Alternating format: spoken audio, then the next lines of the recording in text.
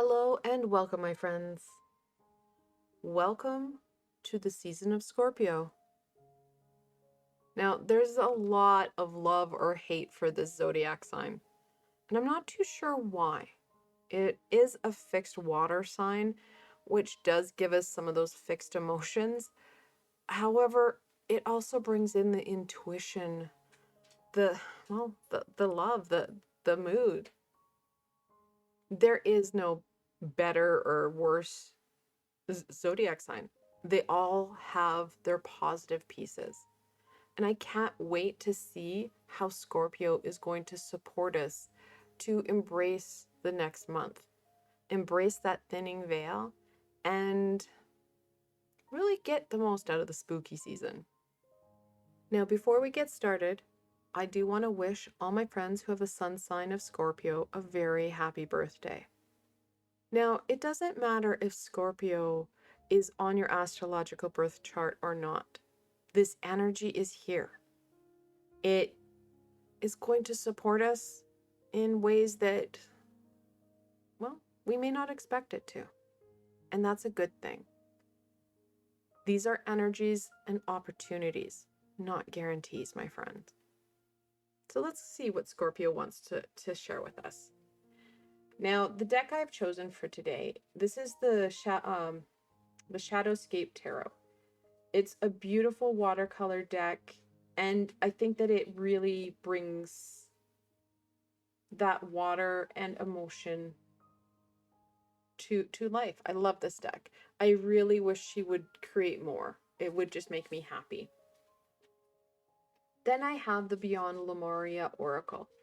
Again, giving that water feel because, well, this is a fixed water sign. All right, let's look at this. Let's look at what we can expect over the next month with Scorpio at the head.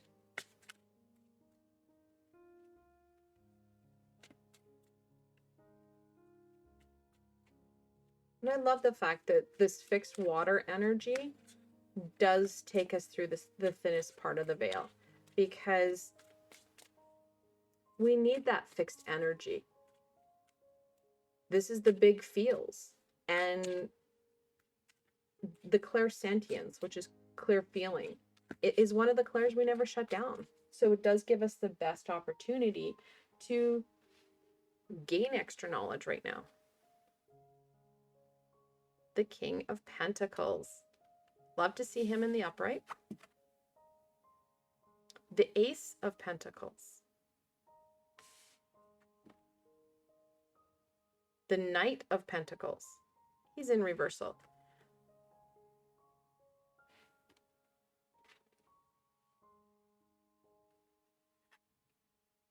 The Ace of Swords. I was wondering if you're going to get a pentacle across the top.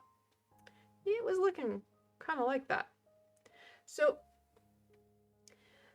these pentacles are giving you a really important key element here. Slow down. Stabilize yourself. Feel strong on the inside. The King of Pentacles, he's the Midas touch. It's the stability, the prosperity, the groundedness, the growth. The Ace of Pentacles talks about those new beginnings. And we need those new beginnings. They're going to support us, that growth. And the growth is an important part, not only during Scorpio, but for life. We need to keep finding those new, that exciting, that interest. Now, going back to jumping over to the other ace, the sword. This is knowledge. These double aces work really well together. We have the stability and that new for the growth, and you have the understanding, the knowledge of the sword to come in and support. Double ones. When the angels are giving you that multiple one, they're telling you that you need to trust in your abilities, trust in yourself. Scorpio wants us to have that very foundational aspect, that trust, that ability to work with self. As much self as we can embrace. There are going to be pieces that we do not want to embrace.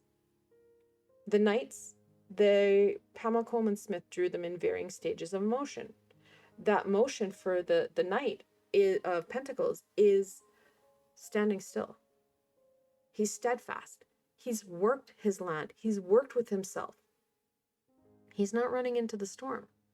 And sometimes we need the most courage and determination to embrace self. And Scorpio is going to help with that. Those emotions that are coming forward, they're going to be that catalyst, that jumping off point, giving you stepping stones to understanding you. Stepping stones in understanding our emotions, our triggers, our patterns, key elements to that foundation, key elements that will help with that growth. Now, this can and will be scary. We're not talking shadow work. We're talking about the emotions that we're feeling.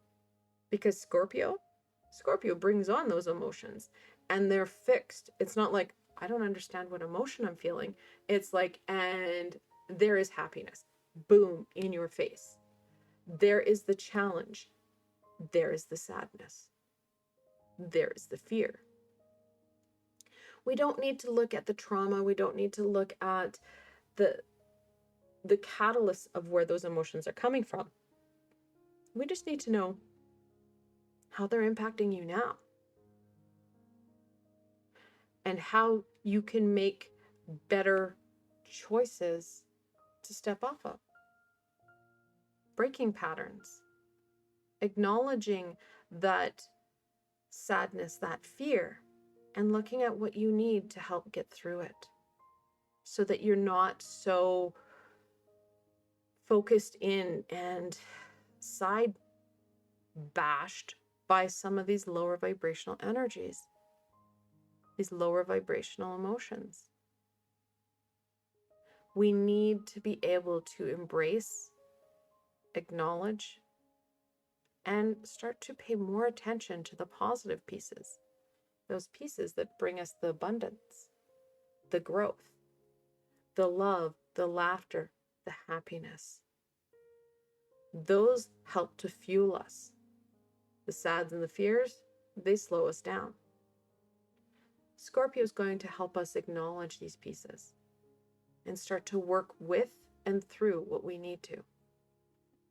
And know that you're not going to get it done in the next 4 weeks. Scorpio is giving us the stepping stones, those first pieces, in kind of a long line of work. The Knight of Pentacles doesn't do anything half-assed. He's full on and full go. He takes those big projects on. And this is a big project. Acknowledging and working through emotion is hard. And important. Because without that acknowledgement and understanding, we can't grow. Things can't change. We keep doing the same loop, the same triggers, the same patterns. Shine your light. Helping us to understand that light. Helping us to work more fully with that light. As we start to understand our emotions better and how they impact us and how we can maybe start to bring in tools and supports to deal with them and amplify the positive, releasing the challenge, you'll see that your vibration or your light increases, which brings in more abundance, more positivity. Really acknowledging that home front. Really acknowledging this is where we need to start. Our heart, the emotion. And not being afraid of the emotion. Tears, sure, they're sad. Tears can also be happy. It can be cathartic to release those tears. One of the ways to dealing with that emotion is to work through it. Instead of just allowing yourself to cry, think about what it is that you're feeling. Where does it stem from? That reflection will go a long way in helping you to connect some of these dots. The soul star chakra. This is a 5th dimensional chakra that is 2 above your crown chakra. This deals with the historical pieces. It deals with the astral family. Interestingly enough, astral family can come forward during this time because the planes are more aligned. That veil is thinner. They can support you. Embrace the feelings that come forward. I would also encourage people to have a pen and paper close at hand throughout the next month or so, as that veil, it has started to thin. Well, it started last week, and it will continue to the middle of November because it thins slowly and then builds slowly. It's not an off and on switch. So it's not talked about a lot, but in the beginning of November, you still have that ability to connect into that thinner veil. Use this time wisely. Ask for information. Ask for support. If you're not getting anything, ask for them to share it in a different way. But be open to the emotion. Like I said, that clear sentience, clear feeling is something we never shut down. We also didn't shut down the clear knowing, clairaudience. And that is that information, the aha that comes in, and you're like, well, where did that come from? Or you can talk it down. Well, everybody knows that. Common pieces. Those are clairs we never shut down. Trust in them now. They're important.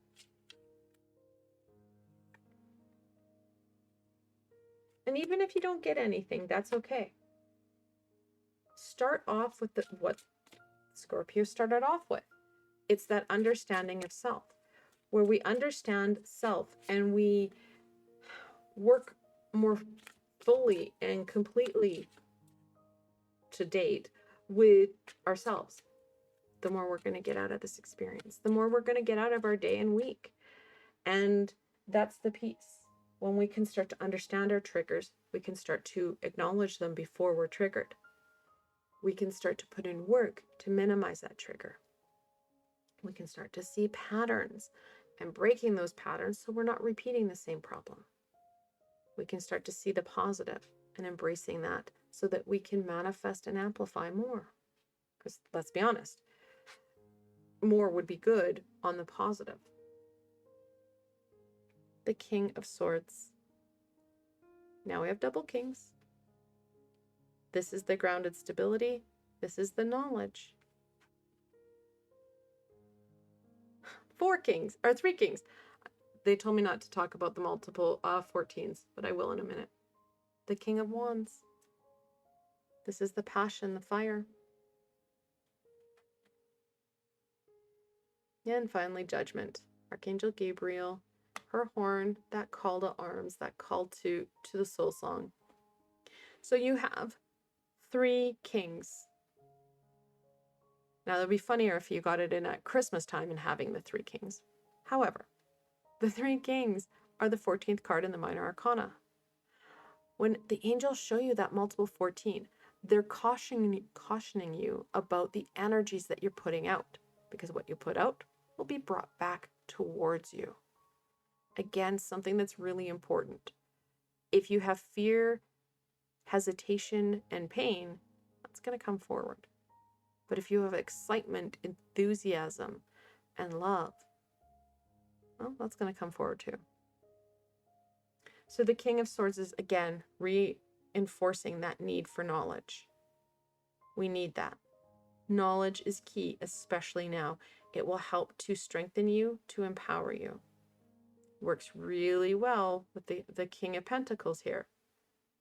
Their brother, the King of Swords, talks about the passion, the drive, the excitement, the enthusiasm. Yeah, we're missing that a little bit. It's one thing to say, yeah, I can do this, but to feel it. Because there's a lot of fear around emotion. there's a lot of fear around the thinning veil. And we won't even get into the fact that two of the primary clairs that everybody wants, clairvoyance and clairaudience, so clear seeing and clear hearing, was shut down due to fear. So it's important that we do acknowledge the resistance that you'll naturally have. Acknowledging it and working through it can turn this king to yet another ally. However, it's going to take that determination, that willpower and drive we talked about up here to do so. And then we have, and finally, Gabriel, Judgment, 20th card in the Major Arcana, and it does talk about those messages. Passed on loved ones, astral family members aren't the only ones who are going to be sharing our messages. Like I said, I don't know how many minutes ago, having pen and paper will help. Write down the feelings, write down the thoughts, write down the single words, the numbers, the patterns that you're seeing. Everybody thinks that messages comes through like a text that's very clear or a letter that is detailed. No, especially not in the beginning. It's a symbol, a word, a feeling, a color. Write them down. They become puzzle pieces and you can start to put them together. If you don't write them down, well, your lower vibrational self, that fun ego, will help you forget. So you're trying to complete a puzzle, missing a lot of its pieces. Slow down. Enjoy this time. Don't hyper-focus in on this. What I want you to do is make sure that you are having fun with this. Enjoy this time. The playful excitement that Halloween brings. The connection and honor that the Day of the Dead brings. The history, the connection and community that Samhain brings. Again, the community, the connection that Samhain brings. I want to thank you guys so very much for joining me today and exploring what you can expect and embrace for Scorpio. And remember, these are opportunities, not guarantees. If you did like this session, please give it a thumbs up. Let me know what you thought. What are you most excited for the season of Scorpio? And if you haven't done so, don't forget to subscribe and hit that bell so you don't miss anything else that comes forward. Additionally, if you're looking for an added layer of support, I do have a Patreon page, provided links below, so you can go check it out. Again, I want to thank you so very much for exploring Scorpio with me, and I hope that this fixed emotion will support you in your growth and stability. Until tomorrow, my friends.